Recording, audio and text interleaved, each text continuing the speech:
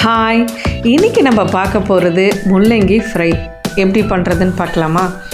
1/4 kilo முள்ளங்கியை தோல் சீவி இது மாதிரி ரவுண்டாக நறுக்கி எடுத்து வச்சுக்கோங்க. கடாயில் எண்ணெயை விட்டுருங்க. எண்ணெய் காஞ்சதுக்கப்புறமா கடுகை போட்டுருங்க. கடுகு நல்லா பொரிஞ்சதுக்கப்புறமா ஒரு 4 பல்லு பூண்டை தோல் நீக்கிட்டு நசுக்கி அதோடு சேர்த்துருங்க. சேர்த்துட்டு நல்லா வதங்கினதுக்கப்புறமா நம்ம நறுக்கி வச்சுருக்க முள்ளங்கியை அதோடு சேர்த்துருங்க. சேர்த்துட்டு நல்லா எல்லாத்தையும் கலந்து விடுங்க.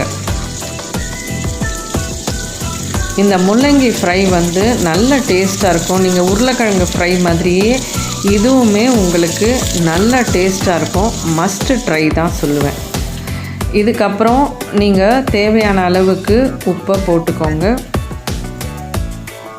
ஒரு 1/2 டீஸ்பூன் மஞ்சள் பொடியை போடுங்க.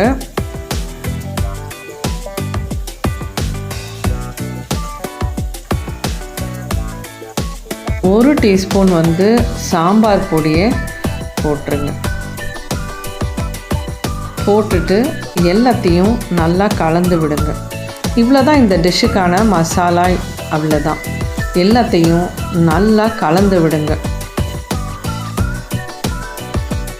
எல்லா முள்ளங்கிலையும் படுற மாதிரி நல்லா எல்லாத்தையும் கலந்து விட்டுருங்க. தேவையான அளவுக்கு கருவேப்பிலையை போட்டுருங்க.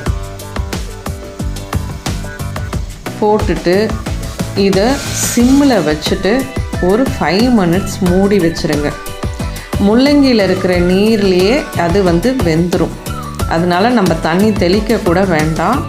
நல்லா மூடி வச்சுருங்க. 2 மினிட்ஸ்க்கு ஒரு தடவை அதை எடுத்துட்டு நல்லா கலந்து விடுங்க. 5 மினிட்ஸில் உங்களுக்கு அந்த முள்ளங்கி நல்லா வெந்து வந்துடும். அடுப்பை இப்போ ஹை ஃப்ளேமில் வச்சுக்கோங்க. வச்சுட்டு நல்லா கலந்து விட்டிங்கன்னா தண்ணி இருந்ததுன்னா அதெல்லாம் அப்சார்ப் ஆகிட்டு நல்லா கிறிஸ்பாக உங்களுக்கு கிடைக்கும்.